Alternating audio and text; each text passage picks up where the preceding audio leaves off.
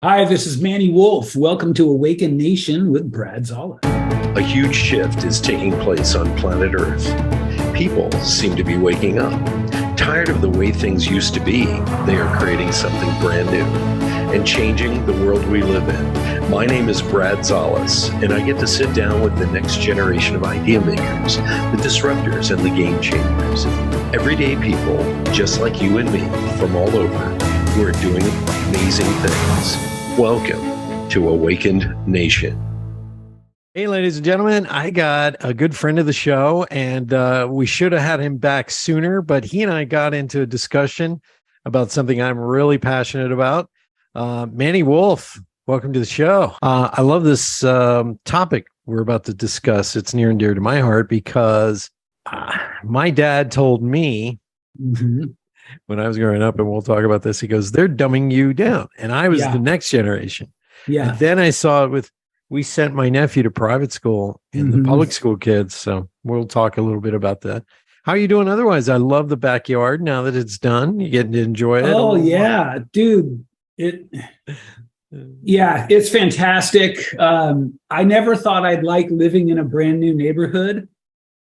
But what I never counted on, and this is really interesting, is because everybody is coming to the same neighborhood at the same time.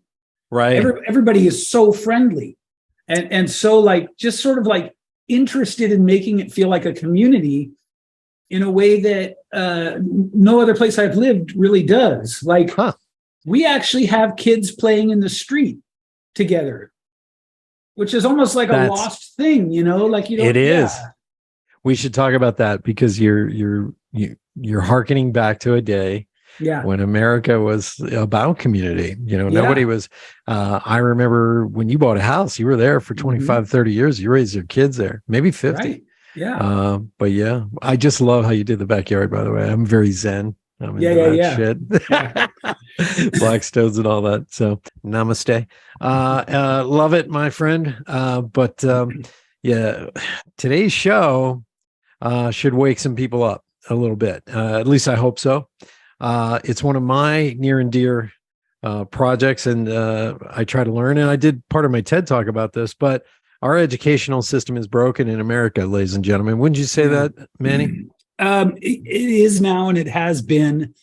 And I think that, so without giving too much away and stealing your reveal, what I've noticed is, even pre-pandemic, there was a lot of talk about reforming, fixing, revolutionizing, changing education. And the fascinating thing was when I dove into it, when I really peeled back the layers, what I saw was iteration masquerading as innovation to just I was flabbergasted. Yeah. It's like, this isn't different. This isn't new. This doesn't speak to what the verdict is in on what people need for success and fulfillment. That's not a mystery anymore. No, it's right. Not. We've as a species, we've figured that one out.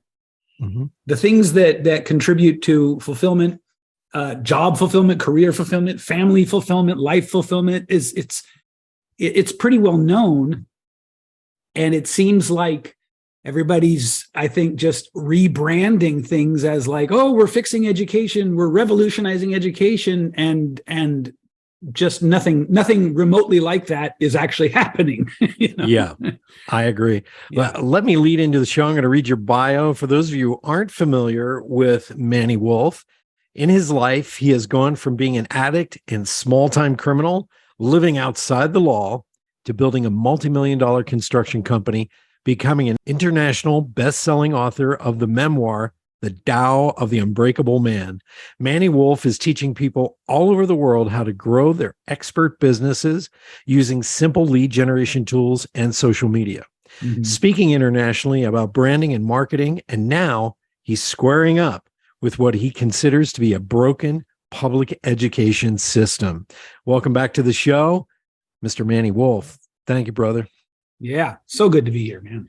Yeah. For those of you, I'll put it in the show notes, your first appearance on the show, The Tao of the Unbreakable Man, and your story is gripping, to go from a small-time criminal to realizing and waking up hey, I can't live my life like this, to now having a family, wife, living in a great neighborhood.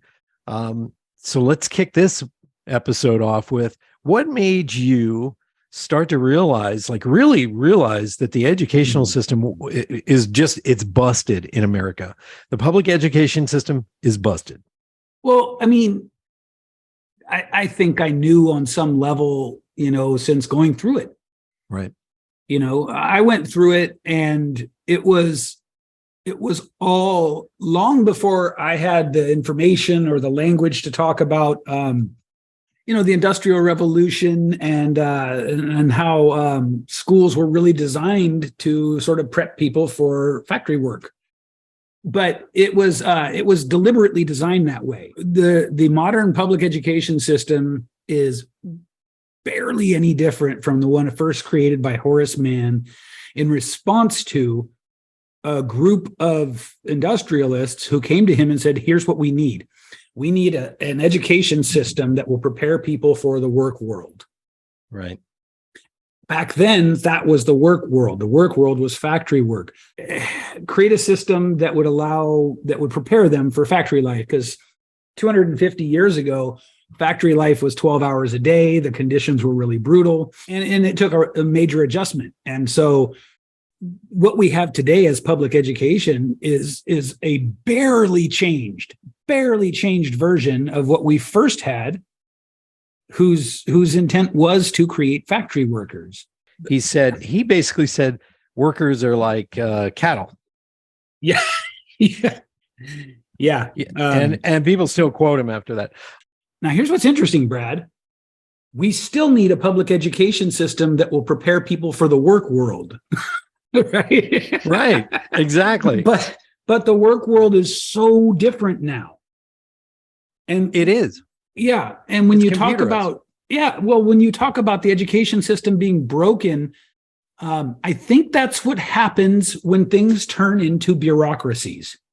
Well, the way we're taught today was actually developed, the one that's spun out that we have now, but Horace Mann, and before that was Charlemagne. Yeah. Charlemagne actually realized that if he taught this group one thing and this group another, they would fight. Mm-hmm. Okay. Yeah. Because they were getting different information. And, Charlemagne had like 9 concubines from all over the world. So some of us might be related. But you're absolutely right. And they took some of that military ideology of, okay, you do this, you pass the test, you move forward. Yeah. Regimentation. And so industrialization required you shut the hell up, put your head down, and you work the machine. That's it. That's right. it. But today, and you can see this in Daniel Pink's talk, the surprising science of what motivates us. Yeah. They started to discover that this kind of work doesn't help us in this century. Yeah. Because we're doing more intellectual work. Right. So what's going to happen in the future? Manny, talk about this. Everything has advanced. Automobiles have advanced. Right. Jet propulsion has advanced. But when you walk into a classroom, you see the exact same tools that were used in the 1500s, in the 1200s, and Plato. This is the stuff that Plato was using. Right. Talk about that. It seems like the educational system as a business, has not advanced one iota. Yeah. I mean, there are always people who want to sort of like insist that it's advanced, an iota or two. And my argument is always like, you're right, it has advanced an iota or two. But meanwhile, we as a society, you could argue that the whole world has gone through multiple revolutions of, Stephen Covey said back when he wrote The 7 Habits of Highly Effective People, which was now, 20 years ago? Yeah, at least. So he said then that we're moving into the knowledge worker age. Right. And that represented 2 significant sort of iterations on where we were when we were factory workers. Now we've moved into yet another age. And the ages are going to keep progressing faster and faster as technology progresses faster and faster. Yes. And so here was the foundational thought for what my company is, Advantage Education Academy. And what we do is really, it's a company built on a very simple idea. The execution, not so simple. The idea, very simple. And it's this: since all research shows that people who have what we call the soft skills, right, which is like you and I, that's our stock and trade, right? Absolutely. Soft skills are like, I can look in the eye, communicate with you, take complex information, put it up on a pie chart, and then talk to you about it. Those soft skills they've discovered recently in recent studies, those soft skills that used to you got made fun of or you got fired for talking too much, are actually necessary for you to advance in the 21st century. Well, they're the biggest indicators of lifelong success, which is important, and fulfillment. And this is what I think is so fascinating. There was a study done by Stanford. Separate to that, there was a study done by Harvard. And separate to that, there was a study done by Carnegie Mellon. Weirdly, all of them came to the same conclusion that soft skills are responsible for 85% of success and fulfillment. And I can't stress that enough throughout life. Wow. So we're all familiar with the sort of idea of the person who reaches the highest peaks of success with no fulfillment, right? Right. Why not prepare people from, let's say, I don't know, school for success and fulfillment? Yeah. If we know that the equation or the magic ingredient is these soft skills, then that means that if we can reconfigure the learning environment so that soft skills are given what you might call an equal place at the table to academics, because I'm in no way saying, folks, that academics aren't important. They absolutely are. Yeah.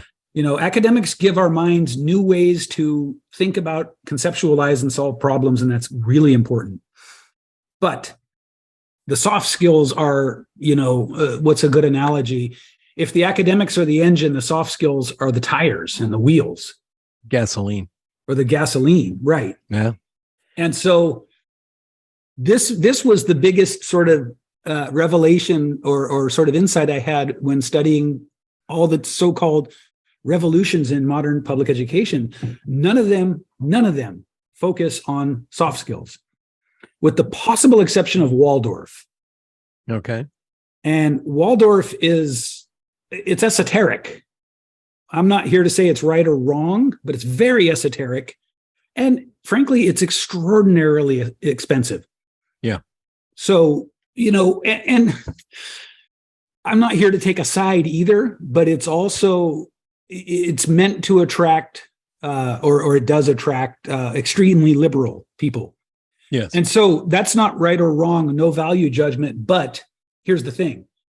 If you're not extremely liberal, let's say you're center, you're right of center, you're whatever, you find the ideology to be off-putting, then you're not going to want to put your kids there. Right. And therefore, in the sort of options that are available to us, you don't really have an option that's comparable to Waldorf for the soft skills development. Because I think people are perhaps rightfully concerned nowadays too about their kids being exposed to stuff that is counter to their values, their beliefs. Well, and I think we need to respect that. Yeah. Well, I think certain things do not belong in the public education system. Correct. Yeah. When I was growing up as a kid, and we're talking in the 60s and into the 70s, I couldn't tell you once the gender identification, or if I knew that some of my teachers were married. Mm-hmm. I did not know if they were gay. There were some that we just assumed, hey, maybe Mr. So-and-so is gay. And we didn't care. Nobody cared. Right. Because you respected the authority of the teacher. There was a hierarchy in that classroom. But I never knew any of my teachers' sexual orientations. I never knew if they were married. I didn't hear a word about who they were dating or if they were single or whatever. Right. And that I feel is the way it should be. You're there to teach. That's number one. Right. Yeah. And again, no judgments. A lot of us have very liberal values. We care about our fellow man. We're not racist. We want to see other races succeed in America. We want to bring together this milieu of wonderful ideas. Yeah. We just don't want it in the certain things in the classroom, and we don't vote that way. That's the difference. And so that, we right now we're on this, I guess they're teaching compassion now, but I'm seeing, how does that work in the real world? Okay, good. Right. I have compassion. By the way, I think I'm kind and compassionate because I was abused as a kid. Yeah. So I learned not to be like that. So that's number one. Number two, right now, as we are recording this, Elon Musk, everybody's giving him a hard time for firing all these people in Twitter and all this. And I saw somebody say, that is the most uncompassionate thing I've ever seen in my life, blah, blah, blah. And I said, this is the real world. Yeah. Okay. Well, there were people at this company that were making $120,000 a year. They were only working 4 days a week remotely, and they were collecting that kind of salary. That to me is uncompassionate on the side of the employee. Okay. So when he fired them, he got rid of dead weight, and that's the real world. I feel there's a huge disconnect, Manny, between the real world and what they're sitting there teaching in a classroom.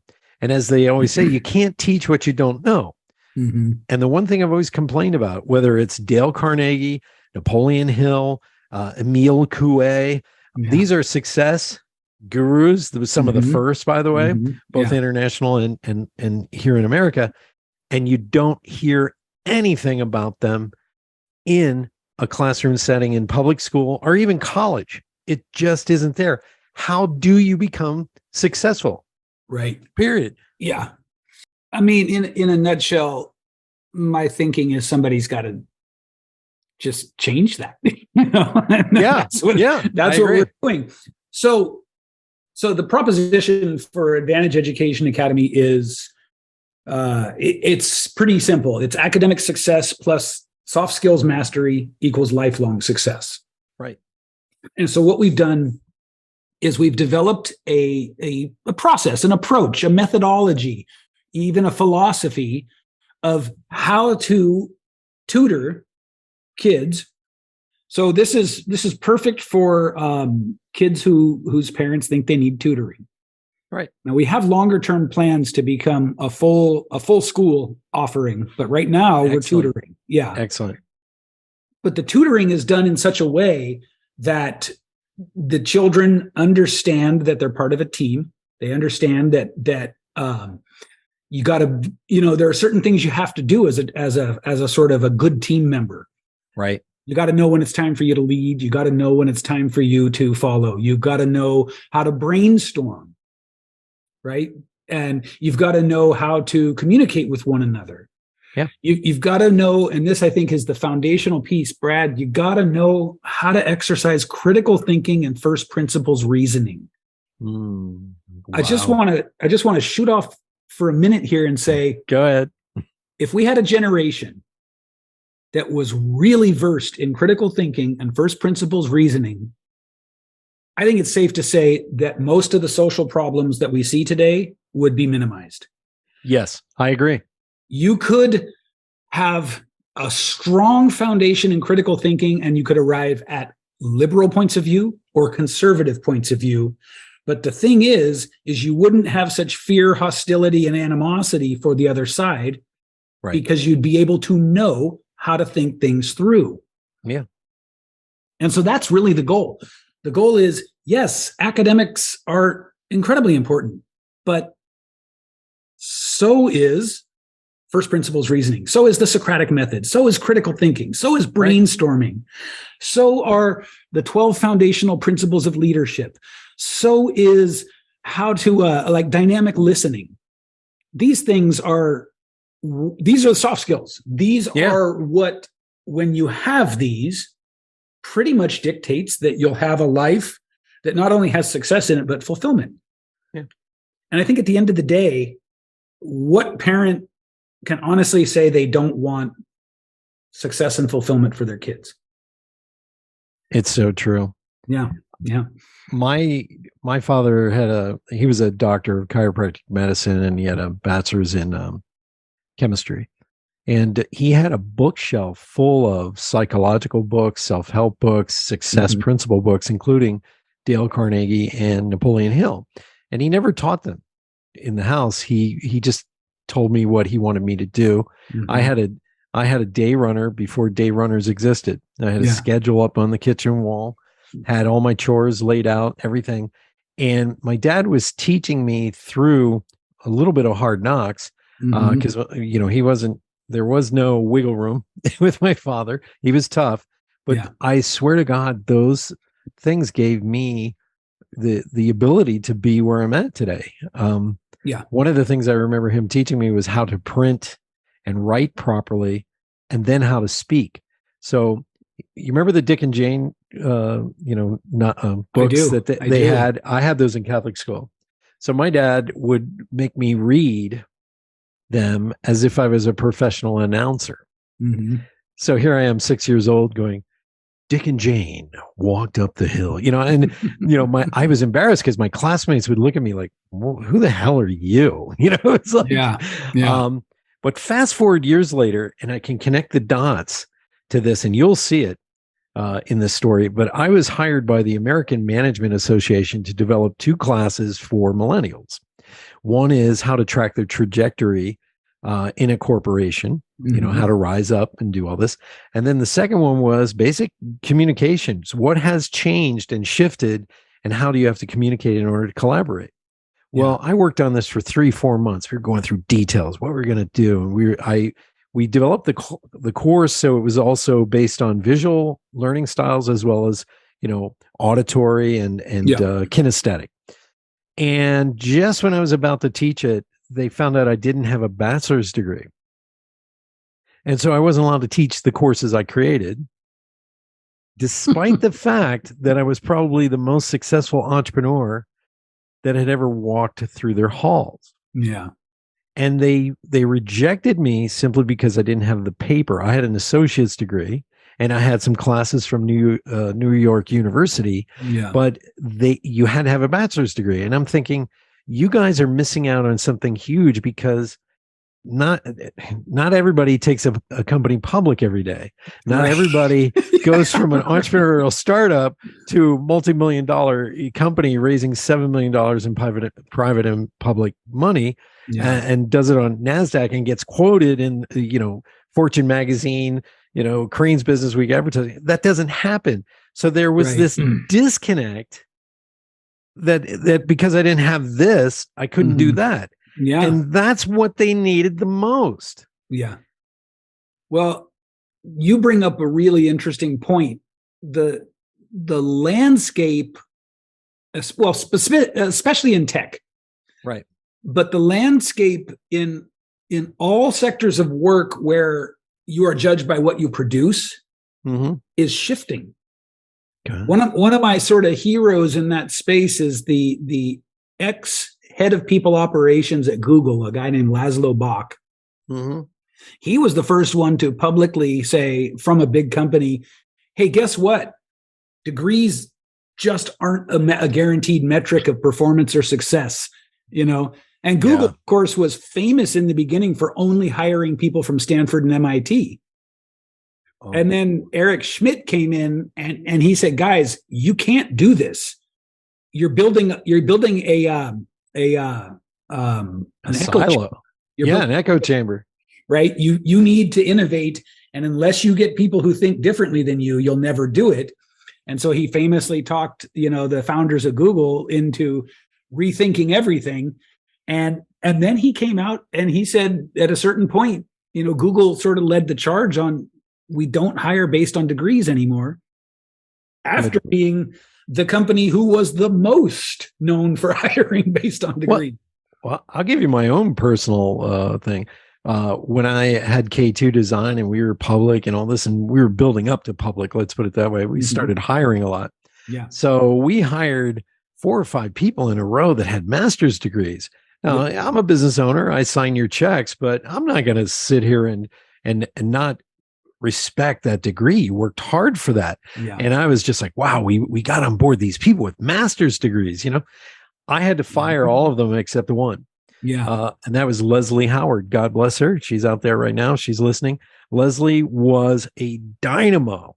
And I used to test her. I used to act stupid and question things again. And I know I frustrated her, but she was the kind of bull that she would just get onto something and she would make it work. Yeah. And all the other ones, the reason they got fired is because they would put their feet up on the desk. They would work for 2 hours in an 8-hour shift. They go, "Can I go home? I finished my work. Can I go home?" And it was literally like, where is this attitude? They were the worst employees ever. Yeah. Now, maybe that shifted, but those 4 that we had to just get rid of, it was like, my God, do you not know that, they thought they should be the owning the company and telling me what to do. And I was just like, you didn't take the risk, my friend. Well, I think the lesson is again, that a degree is not an indicator of performance or success. It's only an indicator that you managed to get the degree. Yeah. And it's a really important distinction. And so, if we're facing a future, which I personally am incredibly optimistic for and excited about, but I'm an optimist, so sue me. But crazy. You're crazy. If we're facing a future where robots and automation will be taking sectors out of the economy, right? They'll be doing whole sectors worth of work. So that's a reality. Yeah.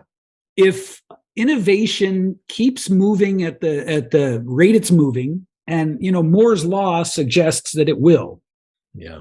So if you guys don't know, 18 months is every 18 months the size gets cut in half and the processing power doubles of computers. Yeah. And so that puts us on this hockey stick trajectory toward really like a Star Trek future, like a future that was nothing but science fiction 20 years ago. Yeah. In fact, just as a fun anecdote, in my lifetime, I remember reading an article with somebody from IBM who said, voice to text is too complicated and it'll never happen in our lifetimes. And now you've got it on a phone that you can get for $40 a month. Yeah. So this is the reality that I want people to not be so stuck in dogma and just see. Yeah. Your feelings about it are irrelevant because it's coming. It is. Yeah. I don't know if you looked at the work of Nicholas Negroponte, but he inspired me back in the day, back in the 90s. Yeah, I love his work. Yeah, he was one of the team that developed MIT's Media Lab. Mm-hmm. Okay, all this internet technology and Wi-Fi and everything. They're the ones who developed what we're going through right now, based on the work of Tesla and all these other people. Yeah, and Bluetooth and things like this. Mm-hmm. So they would test it out and do all this stuff. Well, Nicholas Negroponte started to realize, as he traveled around the world to lecture, he started to see that in these third world countries, the kids were having classrooms outside and they were barefoot, and they didn't have any of this 20th and 21st century skills at all. He said, I've got to do something about this. So he started one laptop per child. Right. And he ran around and he got developers. And this is they haven't changed any of the pricing models, but because of his work, because he pressured all these original electronics manufacturers, OEMs, to up their game, they were able to create I think it was a 13 to 15 inch laptop with antenna on it for under $100. Yeah. Yeah. And he got each of these countries to pledge a certain amount of money to be able to buy them in mass. And so they had their own hand cranked, because these were places that didn't have electricity. Yeah. So they would hand crank the laptop to keep it, the electricity running. Yeah. They could access Wi-Fi through the ears that were on the side. And the screens were super bright, and they would adjust automatically to the light source, in the room or outside. The technology just took a huge leap. But this is what's happening today, ladies and gentlemen. If you want to know what we're really talking about here, is your children, your adult children, some of them have been prepared with technology and some have not. Now, that's neither right or wrong. We're still going to need plumbers. We're going to still need electricians and people. But here's where we're talking about. Our educational system went off the rails maybe 20, 30 years ago. It was beginning to when I was in school, but they aren't preparing your children and your grandchildren, your great-grandchildren for the skills today that are needed. Right. When I was a kid, you had 4 paths when you went to high school. That's right. We had academic, we had business. So if you were in business, you learned to type, you learned how business worked. Academic, you were being taught college vocabulary words, you were being taught high-end stuff. And then they had Future Farmers of America. I grew up in a farming community, so all these guys were learning how to milk cows. They were learning the science of planting crops, weather, moon cycles. They were studying all this stuff.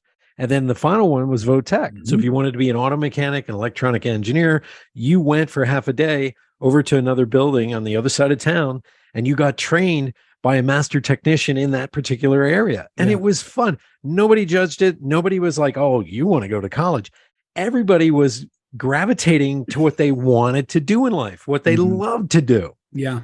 And we seem to have lost that. We've lost that. Big time. Yeah. So there are a number of contributing factors and forces that I feel like explain why that's happened. Here's the thing. I'm willing to bet that most parents, whether you can put your finger on it or not, you know. Yeah, something's wrong. That something's wrong with public education.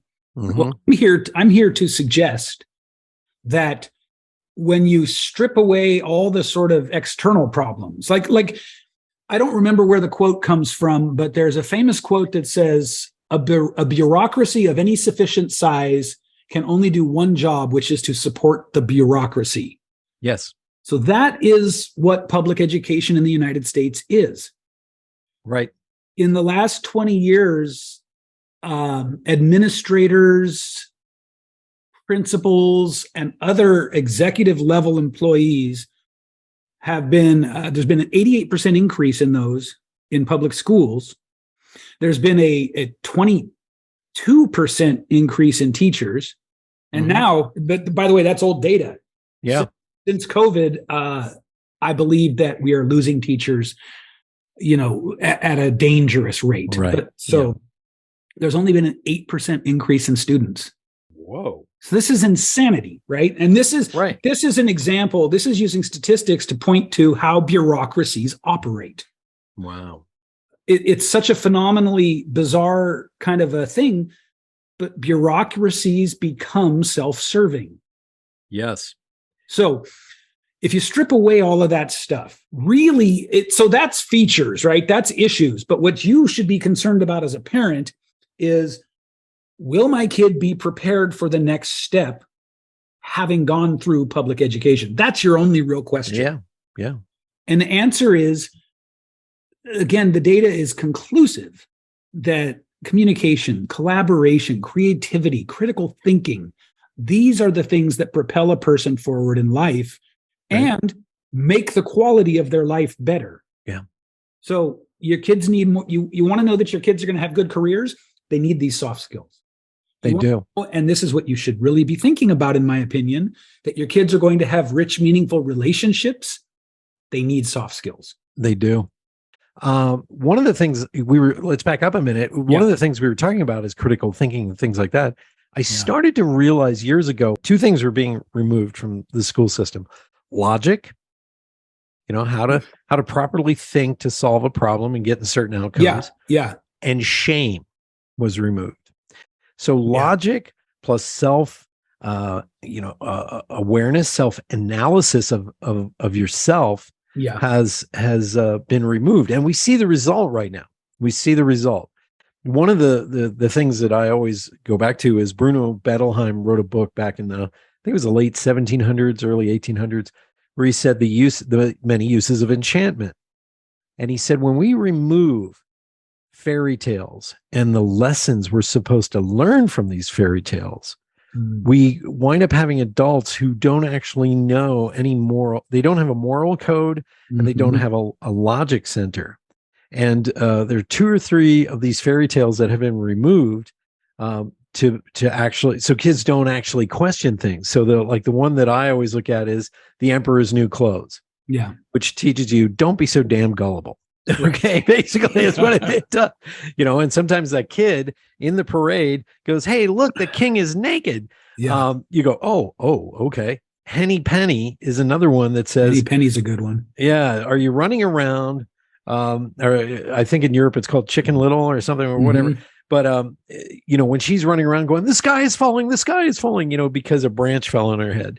And then she gets everybody involved and they all go, the sky is falling. And then they realize she's an idiot, So it's like, Bruno Bettelheim was right. When you remove enchantment, this idea where you can read something and go, oh my goodness, I don't know if you ever saw the book or read the book or saw the documentary, The Deliberate Dumbing Down of America. It's all in there, what the agenda was. Yeah. Well, I feel like I'm living it. I didn't see it, but I feel like I'm living through it. Yeah. So, of all the stuff that you just covered, I feel like I really want to share that what I think is timely right now is the fairy tale. And I can't remember which one it is, about the chicken or the rooster who runs around and asks basically, who among you will help me harvest my wheat? Oh, not me, not right now. I'm too busy. Okay, that's fine. Well, who among you will help me thresh the wheat? Oh, well, I can't because I'm, too busy. Oh, well, yes. who among you will help me make this wheat into dough, to flour? Well, I can't because I'm too busy. She winds up doing all the work herself. Who among you will help me bake the bread? Nobody. Then the bread comes out of the oven and everybody feels entitled to a slice of it. Yeah. And of course she says, well, you weren't around to help me make it. We're alluding to, of course, like participation trophy culture. Yes. Right. And I mean, I did that with my son, and to my regret, I think it was a huge social reaction to how strict the parents of the 50s were. Yeah. That was a strict way of approaching parenting kids. And that came right out of the Great Depression. Right.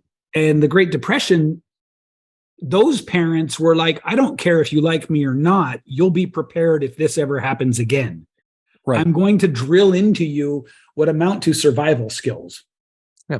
And I give this a lot of thought, Brad. I think that was like an immune system at the social level, at the level of humanity. That was an immune response. Like, we'd better figure out survival skills.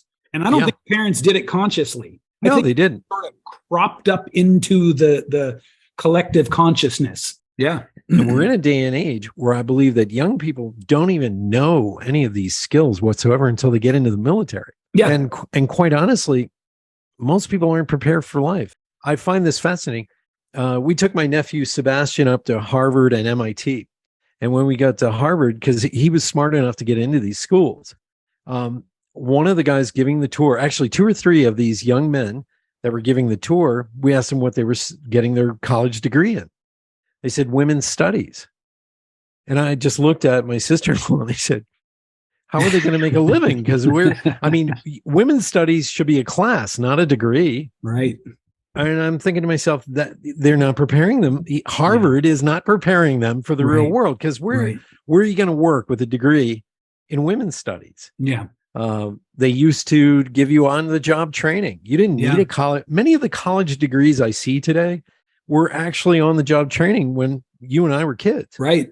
And I get it. We're developing work-related jobs that we couldn't predict when it's going to happen, or if they exist, or how they're being created on the fly.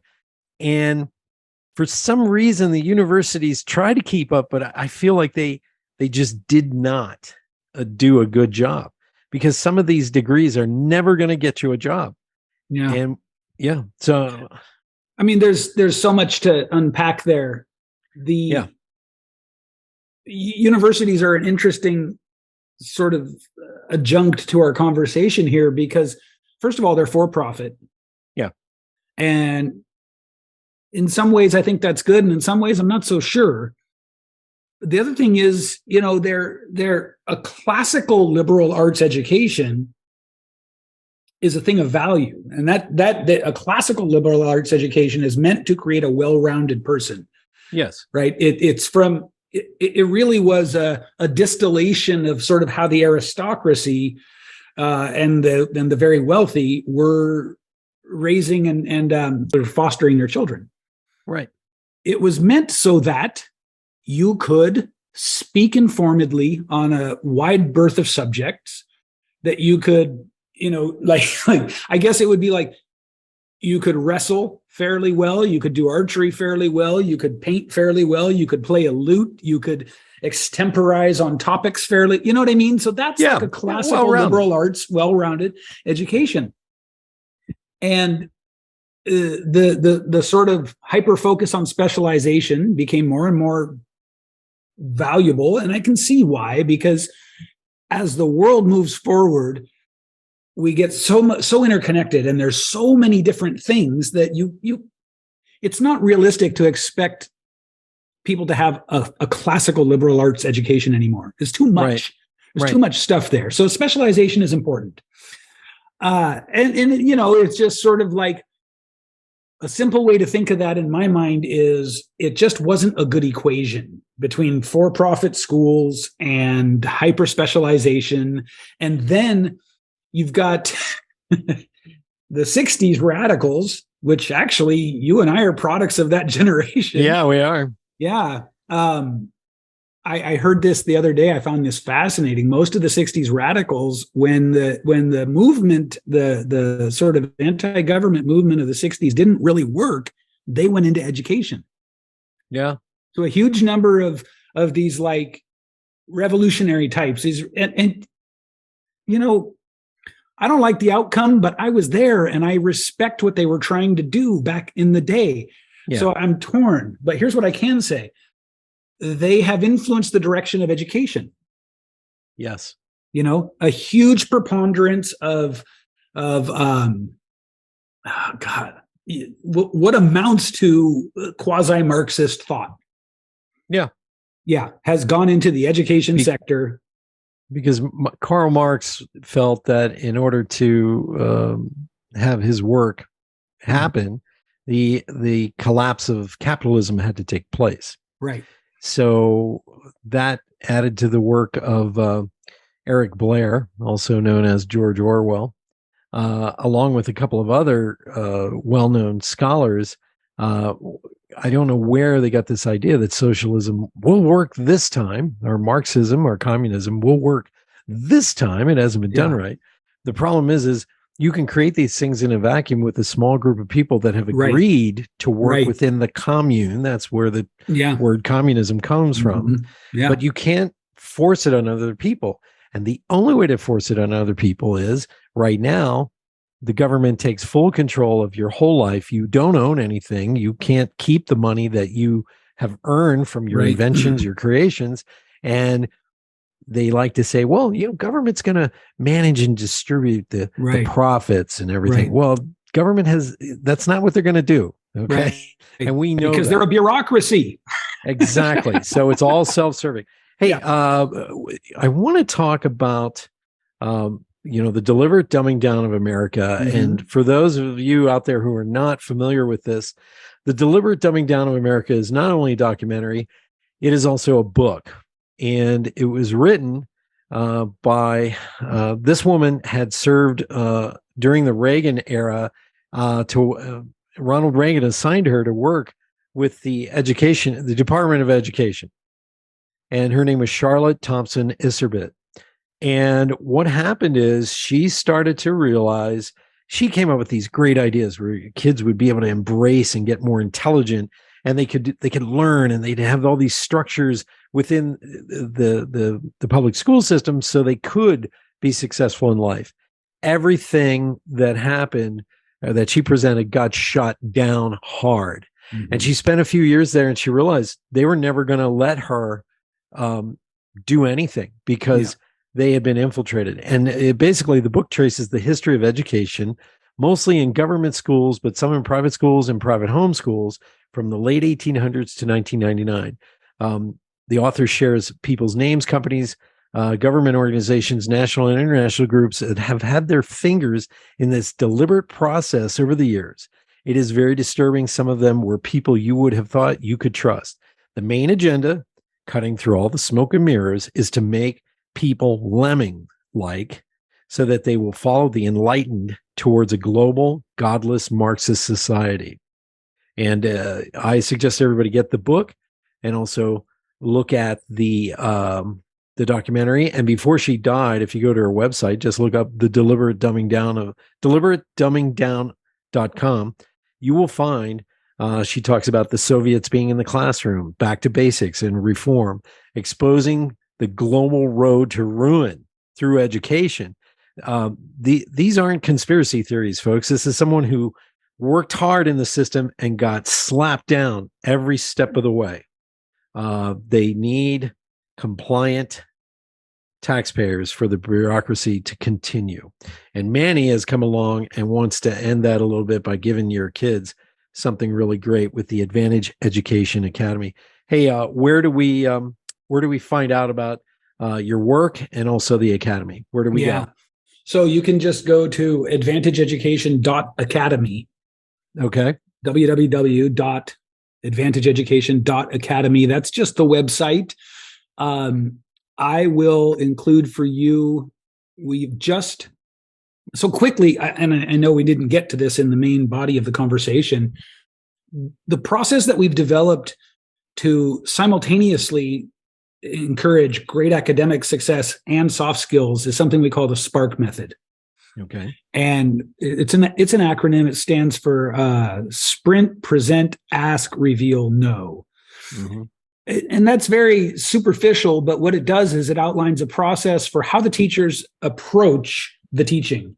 So there's no teacher at the board, student at the desk mentality. It's all very interactive, and it's meant to create these four outcomes of communication, collaboration, creativity, and critical thinking by modeling. And that's really important. Wow. If you try to teach these sort of top down, they don't take. Right. Or at least not very well. But when you put kids in an environment where they know they're part of a team, they're watching out for their teammates are watching out for them, suddenly all of this stuff just comes naturally. And it's so amazing. Anyhow. They become supportive. Yeah. Yeah. Well, they become team members, right? And they become individual sort of like team members and leaders. And it's just a beautiful thing. And when you respect the other people on your team, what happens? Well, you care about how you communicate with them. You pay attention to the effectiveness of your collaboration together. You want to exercise critical thinking so that you know you're making the best contribution you can.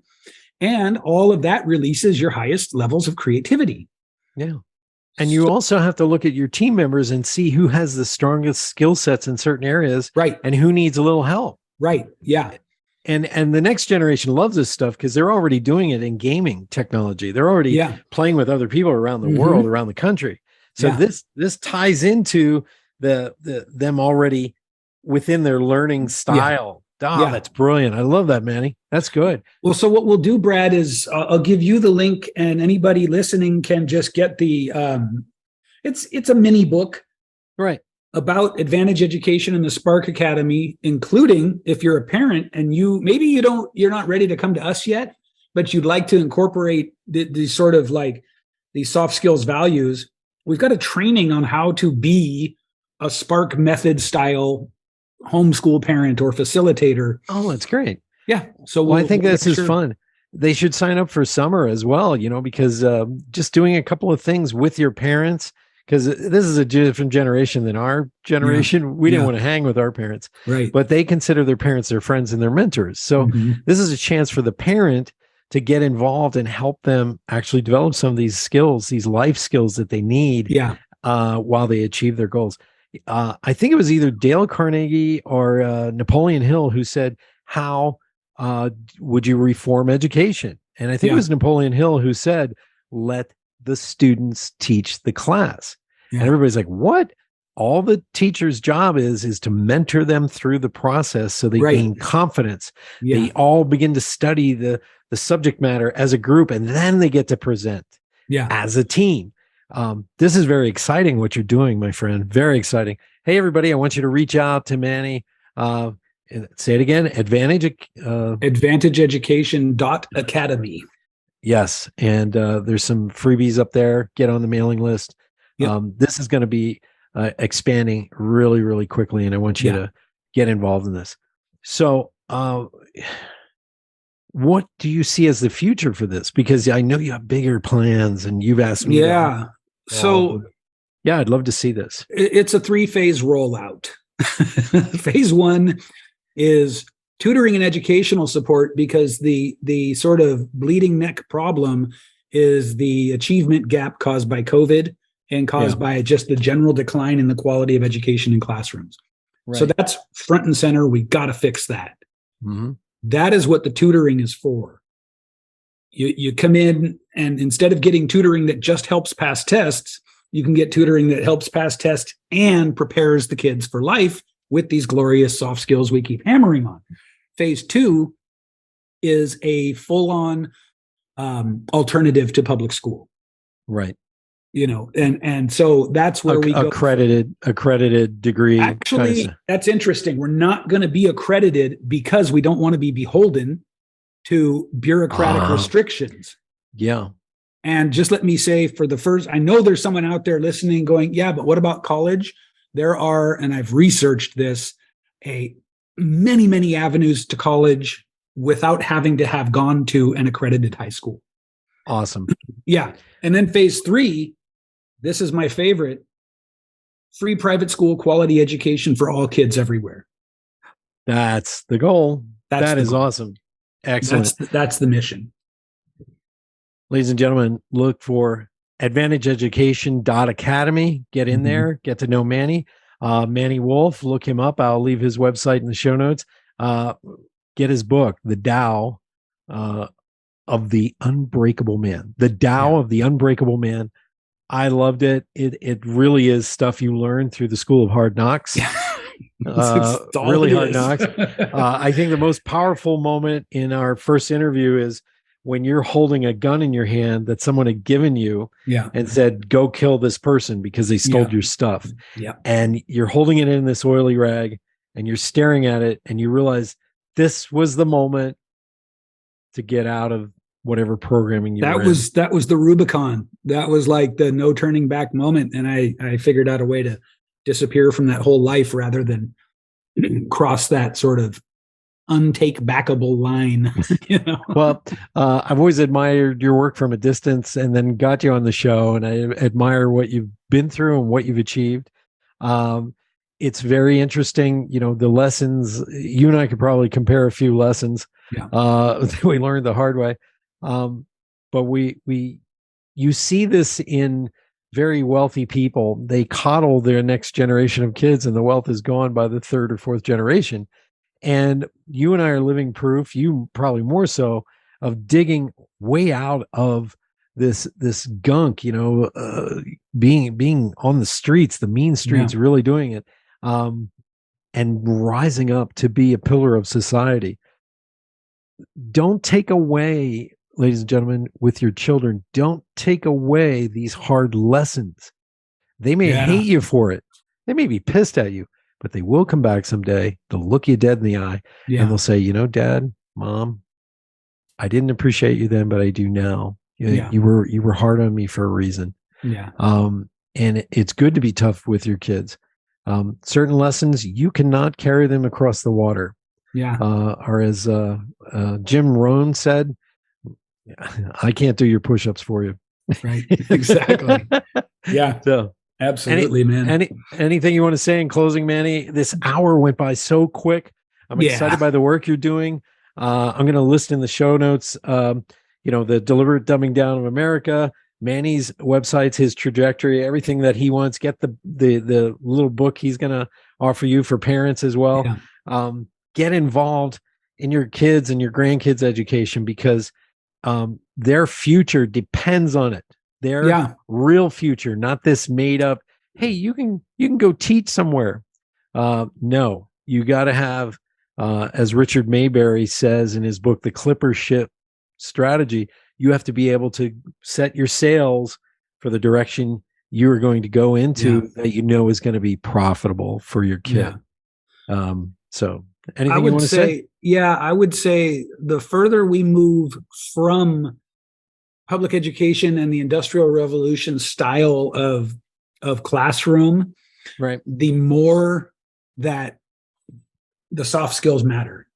Yes. And that's really that's the foundation for building this thing in the first place. The less we can predict what the future holds, the more we can guarantee that being a valuable team member and contributor and having the ability to collaborate with people will ensure success and fulfillment. Yeah. So there it was part of the reason why Common Core got yanked, because when I looked at the mathematic problems that they wanted to do, I started to realize what they were attempting. Yeah. And what they were attempting to do was smart kids were now looking at these problems going, what the hell? Why do I have to have 15 different levels to my work to figure out what 5 times 7 is? Right. Why? Because they can do it in their brain. Yeah. And the kids who weren't that bright, I don't want to say dumb, but the kids who weren't quite, up to academic standards, this was creating a very complicated way to solve a simple problem. And I started to see what was about to happen, Manny. They were developing children that were going to grow into adults that would have brains that weren't developed enough. They would make everything complex when the solution was right in front of their face. Yeah. Through mathematics. And a lot of you, I know people complain, why did I learn algebra in school? Hey, were you comparing prices at the grocery store today? That's algebra. Were you getting the right angle while you were driving or parking your car? That's geometry. Okay. Yeah. This is mathematics in action. And if you don't have mathematics, if you don't have certain subjects, if you don't study certain things in the curriculum that they've slowly removed, your brain doesn't develop correctly, folks. Your child's brain will not develop correctly if they don't have certain subject matter, skills, and activities that develop those parts of the brain. And Manny is on the cutting edge of bringing that to you. Please reach out to him. Manny, thank you so much for being on Awakened Nation today, my friend. Thank you. Thank you, Brad. All righty. Hey, tune in next week, my friends. And we're about to start season 5. So get ready. We're going to be rocking and rolling. Thanks, everybody. Take care until next week. Thank you so much for being a big part of the Awakened Nation movement. This is how you can help me and our extraordinary guests. If you guys enjoyed this episode, please share it out on Facebook, Twitter, and Instagram. And let's grow this movement by word of mouth. Our success will be because of you. Thank you, and see you next week.